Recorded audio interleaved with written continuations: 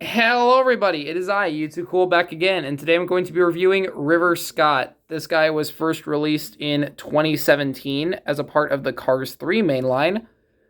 He is based on Wendell Scott, a famous NASCAR driver. I believe he was the first African American to race in NASCAR, which is pretty cool,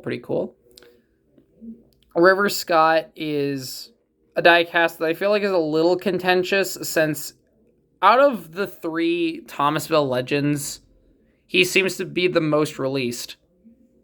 Kind of. For you see, all of these guys you see right here, River Scott, Junior Moon, Luis Nash, these are all diecasts that have not been released since 2017. Late 2017 was their only window to be released, and they have not come back since. But they do have a couple variants.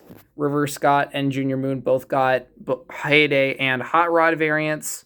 Same with Smokey, even though Smokey doesn't have a Hot Rod version in the movie, but, I get it. Luis Nash only has a Hot Rod variant. There is technically a Heyday Luis Nash, but it was exclusive to a 4-pack, and the only real difference is that the shade of pink was different. I don't know if it has, full gloss finish, Luis has this sort of matte finish on the roof. I think I went over that in her review, though. Today's video is all about River Scott, who is the last of the Thomasville legends I needed to get. I got him with a coupon recently. I should have gotten him last month, but, it is what it is. Well, I did order him last month, so it's the thought that counts.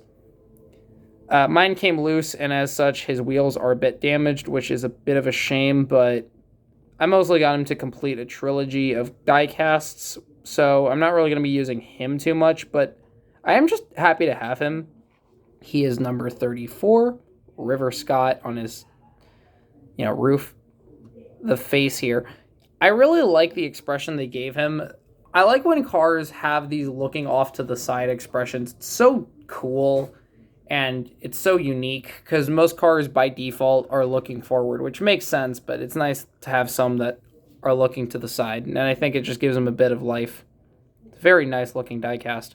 It's very good rust detailing too.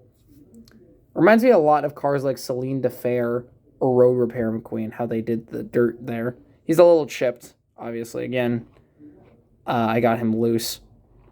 There is a look at his engine. He has an exposed engine there. He has his tires here. They're very nice, very well detailed tires. Very much looks like an old NASCAR. He has one exhaust pipe out there. Again, the 34. This back should look familiar. A lot of Cars on the Road characters have this sort of car model, or at least something very similar to it. They're not exact repaints of River Scott, but they're very close design-wise. There is the license plate MCNC-ME. I don't know what that's a reference to, but very interesting. I think his voice actor passed away recently, which is really sad. Rest in peace. There's his lovely smile. There's the other side. Alright, let me see here. I think this is where... Yep, there's the base. Again, he doesn't roll very well because... Well, actually, he rolls, but, it's at an angle. But, Luis Nash also does, so I'm content with it. Let's just get one last group shot in with all three of these guys. I didn't bring Gearston Marshall out, and I didn't really feel like doing that. This video is already 4 minutes long as is. And since some of my videos tend to drag on a little bit, I'm fine with this. I'm fine with this being the amount. So again, I'm so happy to finally have these three.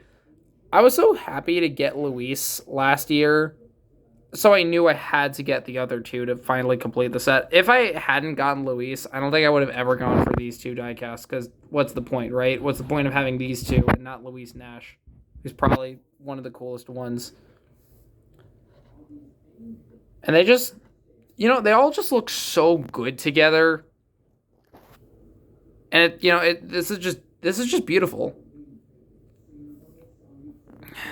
I hope one day all of these guys come back, or at least, these two. Apparently, I've heard from a friend that Louise Nash has some legal issues with the family that they don't want her to come back, that I think was only solved for 2021. I'm hoping that that's not true, but if it is, then I'm really sad because Louise Nash is a super cool character.